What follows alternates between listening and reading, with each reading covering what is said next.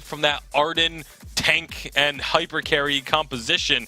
But it is still, Lance is something that could still go into the jungle and still fulfill that same role if they can get the Arden later on in the draft. The reason why they picked the Laz is so they can have a stronger early game dueling in the jungle. The last game with playing the Rhyme into the Cruel, Rhyme sometimes can outmatch Cruel, but that's only if you play it extremely well. Last game we saw Rhyme not be able to get ahead, and that's what the playstyle the Dynasty are trying to go for. Stronger jungle matchups so that you can play aggressive and get leads. That's the cornerstone of it. If you have a stronger matchup, you can win it.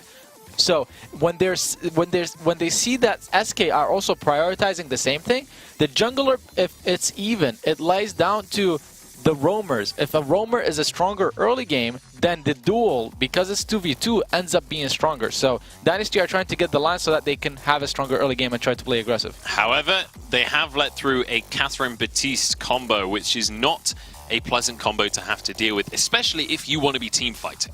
Yeah, and especially if you want to go for this Arden, if they were still thinking of doing something like an Arden Lance with a hyper carry, now there's multiple ways that the gauntlets can get canceled out, and that could be devastating to the plan of Dynasty. So expect them to take a little bit of extra time on this pick as they try and think about what they want. It is going to be a pedal for Dynasty, completely shaking it up from what we have seen on them thus far.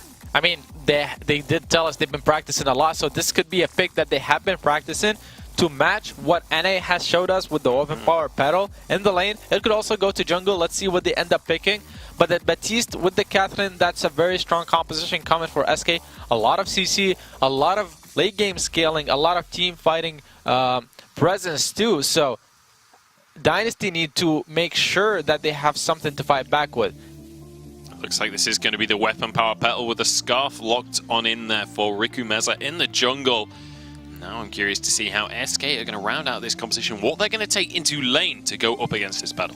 Yeah, this is a little bit of a risky composition from Dynasty just because there's a lot of ways with the Catherine and the Batiste to either prevent the petal from being able to use their basic attacks with those fears and stuns, and they can also stop the Scarf ult with the same thing. So there's definitely a high-risk, high-reward composition from Dynasty, which you would normally don't say about a Scarf petal. It's normally a very low-risk composition, but because of what they're playing it into, these reflex blocks are going to have to be massive. And here's SK. Classic summer season composition right here. Baron, Catherine, Batiste. This is like the pinnacle of 3 patches ago.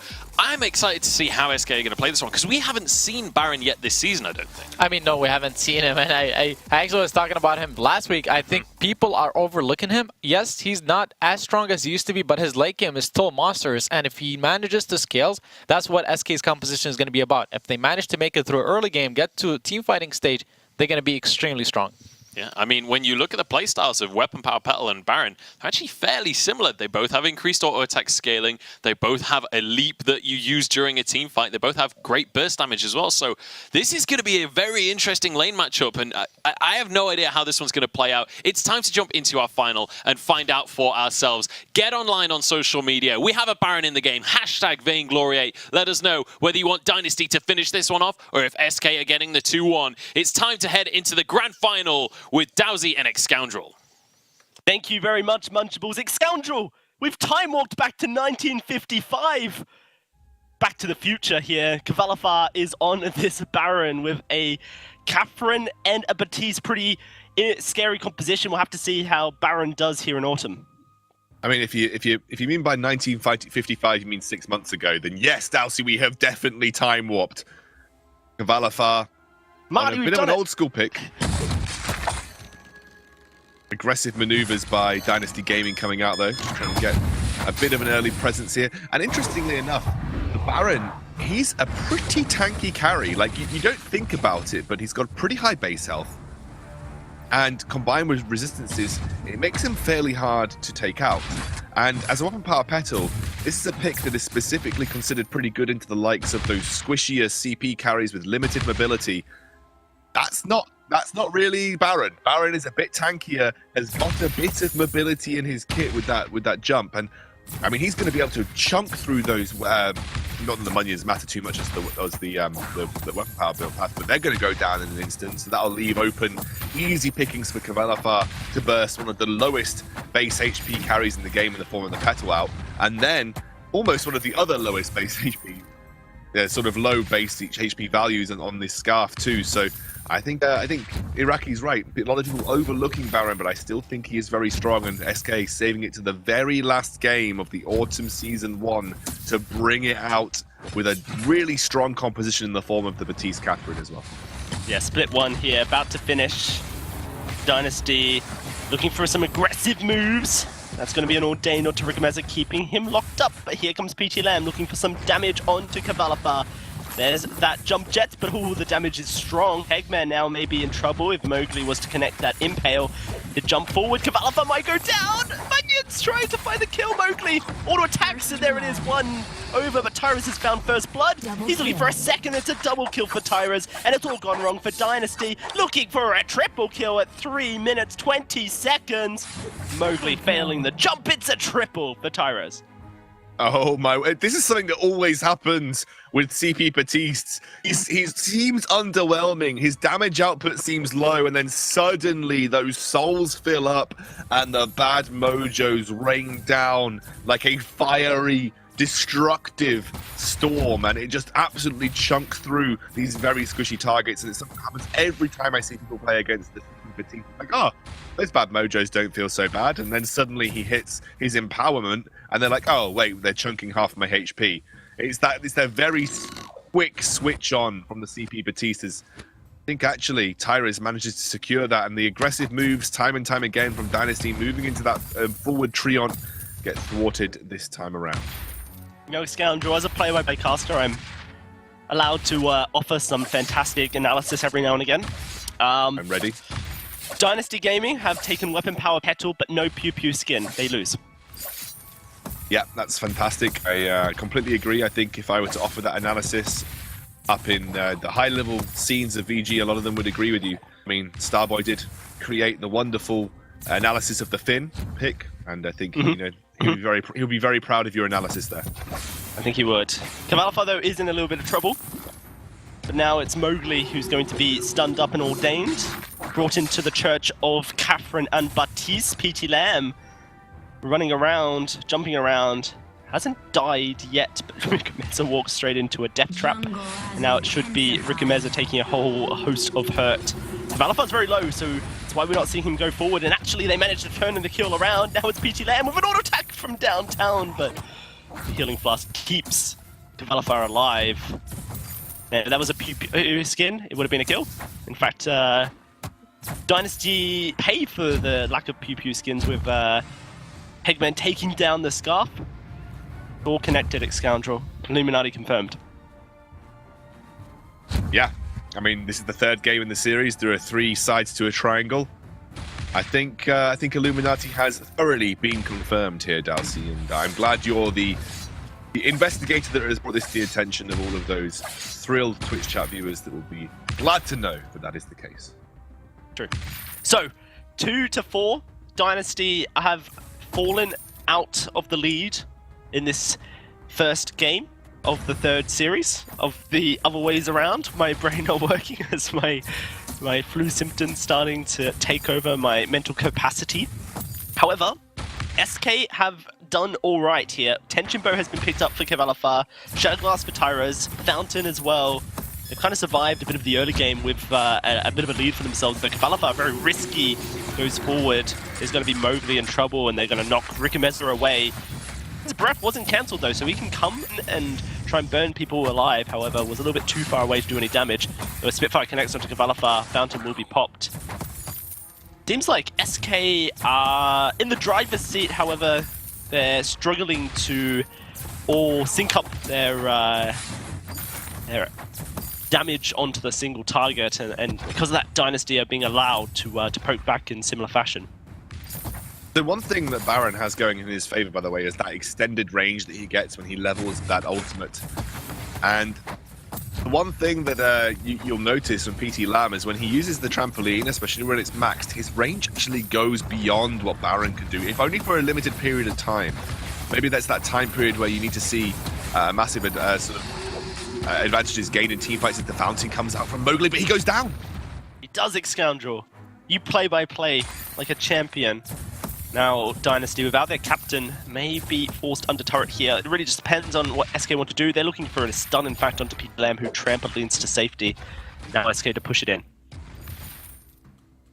They'll slowly shove this wave in here. They're going to back off. Good defense by them. Cavalifar has picked up a bit of gold in tow as well. Working towards a very traditional weapon power Baron build as well. Going for the tension bow. Gets a double squishy target. That does make a lot of sense. Then into the Sorrow Blade, only to what I imagine will then be followed by a Tornado Trigger and Tyrant's Monocle.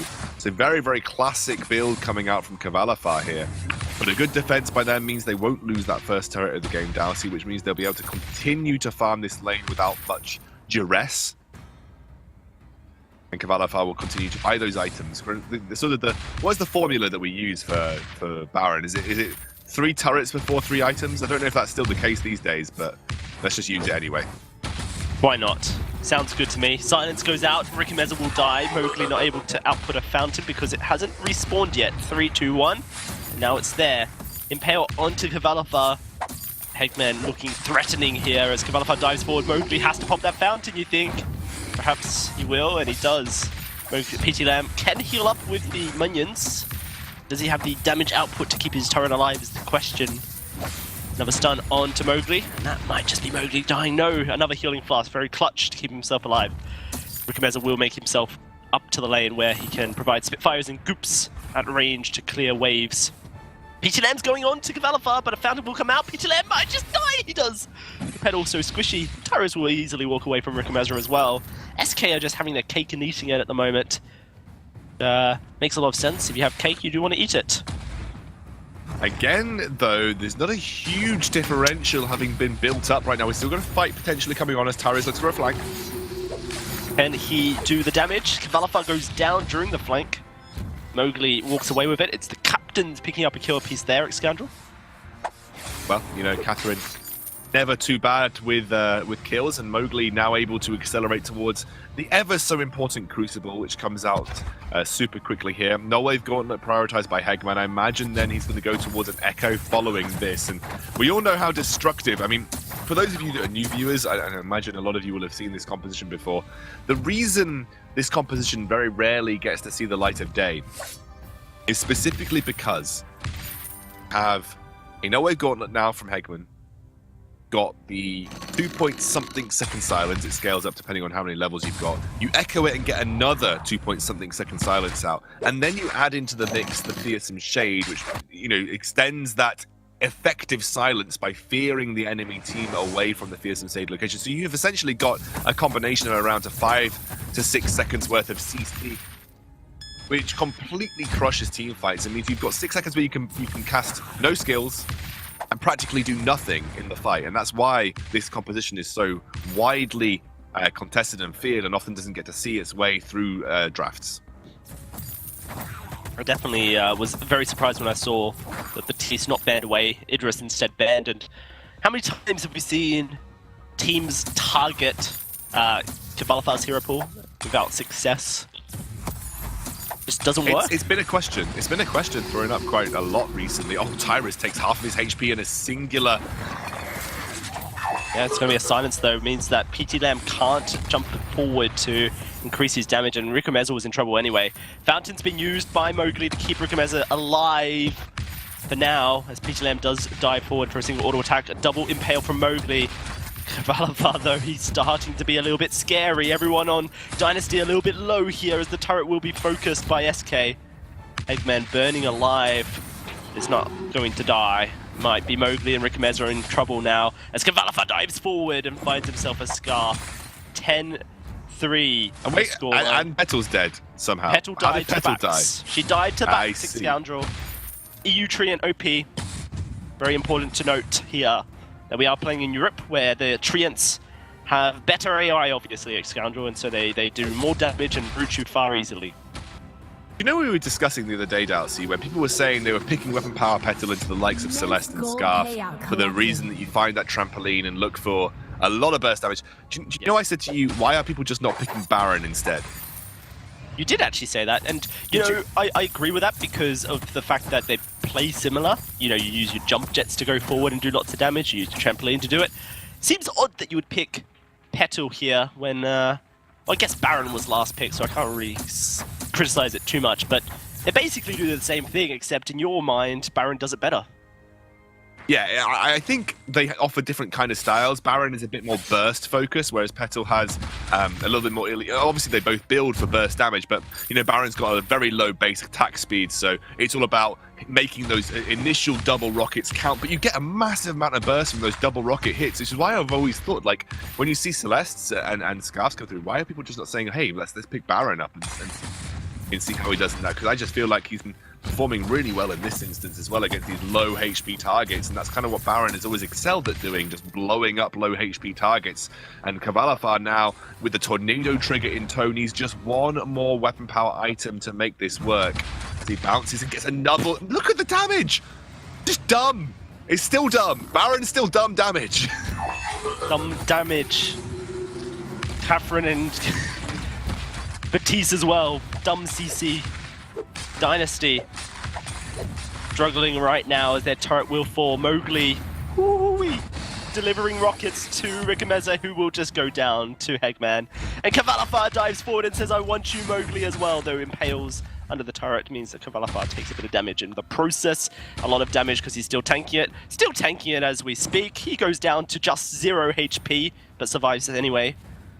Now it's going to be Mowgli under the turret, trying his best to keep Tyrus off PT Lamb here. Both of them very low. Is going to be Hegman dying to the turret. The turret will fall nonetheless, and a little bit sloppy from SK, but like I said, they might not be too upset considering that they're taking the base of Dynasty in the process. Yeah, now Kvalifar with 3,000 gold banked. He's going to go back and you imagine pick up... I think he can pretty much pick up whatever he likes, so probably a Tyrant's Monocle. Yeah, there we go, Tyrant's Monocle in the bank.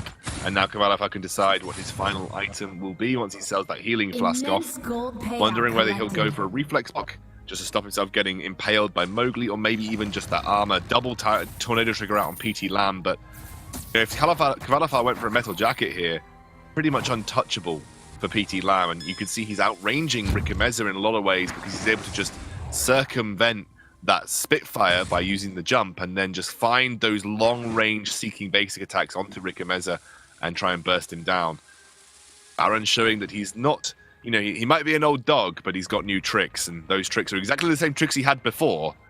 They just look new because people haven't played him in a while. Well, you think about health, right? Scoundrel Rikimeza only has 1,600. PT Lamb has 14,500. Not much, really. This Baron just does so much work to them. Oh god, Rikimeza almost taken down in one swift shoot, but they managed to take down the Baron! Somehow, Fearsome Shade will come out of Tyrus. He's got an Echo, so he's got 2 of them. Now it is going to be Dynasty looking to try and get some revenge. They can find an ace in the next half minute. Then maybe they can take a Kraken really quickly. We'll have to find out. That's going to be Hegman going down. 20 seconds till the Kraken spawns, 8 until Kvalifar spawns. It's not likely, but perhaps the turret will be enough for them to start getting some gold into their pockets. Yeah, that was just a really nice collapse by Dynasty Gaming. They actually had PT Lamb on the sidelines. Tyra is now locked into a duel. Tyrus is just straight up dead. Okay, Kavalifar's coming forward. Scout traps! Almost find the kills. Oh dear, Rikumeza's going to stand over another one. Don't backport, Riku! Oh, it just about gets away. It's another one! PT Lamb, you're in trouble! Okay, he's fine. Oh. Here comes Kvalifar, and Mowgli will knock him back. Scary thoughts for Dynasty there. We do know that Scout Traps also do more damage here in Europe and have claimed many lives. Well, Kvalifar now has a bit of gold to work with, got an infusion. Like I said, has probably going to... I mean, people often like to keep that healing flask if they have it off cooldown and then sell it once they've used it. So I imagine that'll be the case for Kvalifar. He might just look to refresh his infusion, might go for Journey Boots. Nearly hitting that Journey Boot threshold, so he's got a couple of options in tow. Tyra is now with the coat of plates, the Echo. I mean, is this gonna be eventually a double Echo? Because Tyra, you don't often see Echo come out on the CT Batiste, but if this is an Echo followed by Hegman picking up an Echo, That's just more CC, and you've got that hyper carry of Baron to work with, so it makes a lot of sense. Mowgli looks for the engage. Oh, that's a lot of damage onto Valafar there. But he is silenced up, and he is dead. Now it's Dynasty trying to run away. Mowgli has that fountain to try and keep Rikumezzo alive. He was silenced, remember, but Riku is dead, and Mowgli will just hold on to the fountain. Now it's going to be a Kraken to be taken.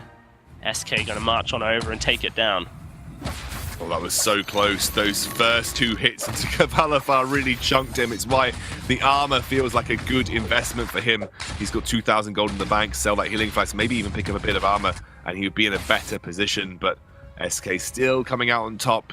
Valafar saying, you might be the new jumping, long-range burst weapon power carry, but I'm the OG. I still do it the best. Proving that right there. Right, it was 400 on an auto attack, you can see there, but Valafar says I do 500. Pretty scary. And it's splash times. damage, you know. Yeah, it is, right. So, and when there's a scarf that also is fairly squishy, it does a lot. SK now pushing into the base. In game one, we saw them do this around this point, Scoundrel, and it was Dynasty's route back into the game. Maybe we see deja vu, or maybe it's a clean victory for SK and they will get their third European win here in the autumn season. 17.5 minutes, they're pushing on in. Rikumezzo being allowed to... Pedal's behind them. Okay, PT Lamb, I see you there. Managing to get a flank play that hasn't worked out. Now it's going to be SK charging on into the base, and look at Valafar, very knowing the wall is where PT Lamb will come from. Trying to get away from this Petal. It's going to be a fearsome shade used. It's going to be first turret going down. Dragon's Breath being channeled. PT Lamb stuck in an ordained. Iron Cannon on top, but they take down the Batiste. Valafar looking to 1v1 his nemesis. It's a trade back and forth, but an ace for Dynasty. And the Kraken will be finished, not before she takes down this last Vein Crystal turret. What a flank coming out from PT Lamb. He dodges the fearsome shade, he dodges the silence, and gets a good chunk of damage down onto KV before actually fooling. Trades back and forth. PT Lamb actually taking a leaf out of KV's book and has gone for the coat of plates himself. But that flank might have kept Dynasty Gaming in the running here. Hegman and Tyra is a little bit overextended, get Githian walled, double Githian walled, I believe, into the wall of the Dynasty Gaming base. Needs to be a slower approach to the game, you feel, from SK Gaming. Don't rush it. Try and keep your eyes on PT Lamb at all times. KV may be looking to work up towards a metal jacket here. Probably going to just take those back camps and pick it up on his rotation to the central shop. Scoundrel, if Petal beats out Baron here, will you retract your statements about Petal just being a worse version of Baron? No, but I do see your point. I'm just wondering, you know. Need to know for my I don't retract my statements, Dalsy. It's just not how I work. There you go. Scoundrel sticks by what he says. All right. Well, we'll have to find out because it is getting pretty close, these fights, and both teams have shown that they can take wins in team fights as well. But the Echo has been finished for Hegman now, so we got double Blast Tremor, double Fearsome Shade. If I was Rikumezzo, I would be building a Crucible out of that reflex block, I think. I think it's just necessary. Tyrez doesn't do as much CP damage as Batiste normally does when the Broken Myth is involved. It is a lot still, but it's not as much, and so I think you just need that double Crucible at this point.